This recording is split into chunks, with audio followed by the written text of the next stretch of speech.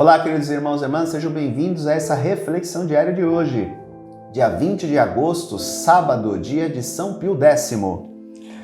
Aquele homem chamado José Sarto, de família simples e numerosa, tornou-se sacerdote, foi nomeado bispo de Mantua, depois patriarca de Veneza e eleito papa em 1903.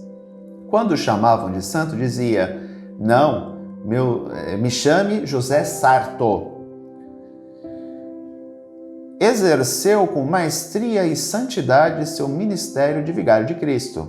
Promoveu a Sagrada Comunhão às crianças e cotidiana para os adultos. Fez importantes reformas na Igreja e motivou o ministério dos leigos.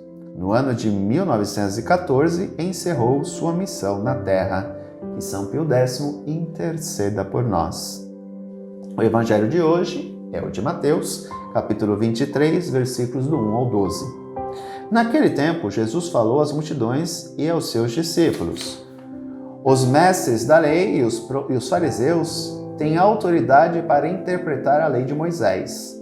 Por isso, deveis observar tudo o que eles dizem, mas não imiteis suas ações, pois eles falam e não praticam. Amarram pesados fardos e os colocam nos ombros dos outros, mas eles mesmos não estão dispostos a movê-los, nem sequer com o dedo. Fazem todas as suas ações só para serem vistos pelos outros. Eles usam faixas largas com trechos da Escritura na testa e nos braços, e põem na roupa longas franjas. Gostam de lugar de honra nos banquetes, nos primeiros lugares nas sinagogas. Gostam de ser cumprimentados nas praças públicas e ser chamados de mestre. Quanto a vós, nunca vos deixei chamar de mestre, pois um só é vosso mestre, e todos vós sois irmãos. Na terra não chameis a ninguém de pai, pois um só é vosso Pai, aquele que está nos céus. Não deixeis que vos chamem de guias, pois um só é o vosso guia, Cristo. Pelo contrário, o maior dentre vós deve ser aquele que vos serve.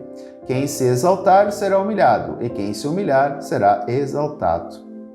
Bom, o texto fala por si, né? Não tem muito aquilo que nós possamos colocar. Tomar cuidado com a hipocrisia dos fariseus e com o orgulho, ou seja, aquela pessoa que quer saber muito para se achar superior aos outros. Na comunidade cristã, Cristo combateu isso muito. Ninguém é maior do que ninguém, ninguém é melhor do que ninguém. Todos são iguais aos olhos de Deus. Nos fariseus, não. Havia disputa entre eles para saber quem sabia mais. E óbvio, quem sabia mais era considerado né? Até hoje é assim, né? Infelizmente. A hipocrisia dos fariseus perpassa a condição humana há séculos e séculos e séculos, né? É aquela coisa: eu mando você fazer algo, mas eu não faço. Agora você tem que fazer, né? Ou então o orgulho e a vaidade: eu sei muito, eu sou o cara. Aquela pessoa que gosta, aquela expressão que a gente utiliza muito, né? De ser visto como a última bolacha do pacote. Então, ele é o cara. Na comunidade cristã, isso não pode ocorrer. Aquele que sabe bastante tem que colocar o seu conhecimento a serviço de todos e não achar que é melhor do que os outros porque conhece bastante. Não. Por exemplo, o padre, ele tem que entender que ele é membro da comunidade. A função dele é de pastorear a comunidade, mas isso não quer dizer que ele é melhor do que os outros membros da comunidade. Ele é membro da comunidade. A única coisa é que ele exerce um papel diferente. Qual que é o papel dele? Pastorear as ovelhas que não pertencem a ele, mas ao Senhor. As minhas ovelhas não são minhas ovelhas, são ovelhas do Senhor. E um dia este pastor irá pastorear outras ovelhas, e outro pastor virá pastorear as que ficarem aqui. Portanto, o padre deve entender que ele não é melhor, ele não é a bolacha do pacote. O padre, ele é membro da comunidade, que tem uma função: cuidar do rebanho do Senhor. E tem que colocar todo o seu conhecimento a serviço da comunidade. Por exemplo, algumas pessoas perguntam: "Padre, por que você vai fazer mestrado e fazer doutorado agora?" Porque eu quero colocar todo o conhecimento que eu estou adquirindo com isso a serviço da comunidade. Não tem outro sentido. Por que você vai fazer psicologia? Para aplicar os conhecimentos psicológicos dentro da comunidade. O padre não, na minha visão, tá? O padre não tem que ficar só com filosofia e teologia. O padre tem que aprender a dialogar com as outras ciências, a fim de que ele possa levar os seus paroquianos a um conhecimento sólido para ter um embasamento da sua fé. Não adianta ficar só com uma fé superficial. Não, você tem que ter uma fé sólida, uma fé concreta. Eu lembro de algo muito importante. Quando eu fui fazer teologia, no primeiro dia da aula de teologia, veio um professor que ele assustava. De olhar para ele, você ficava assustado. E ele dizia o seguinte, cabelo todo para trás, assim, parecia o Ravengar. Eu vou destruir a fé de vocês. Assim. Vou destruir a fé de vocês. Mas, eu digo, dessas pedras que serão demolidas, vocês vão construir uma fé fortificada, uma fé forte. E realmente foi o que aconteceu. Ele desconstruiu aquela fé ingênua e construiu no lugar, nós construímos no lugar, uma fé sólida.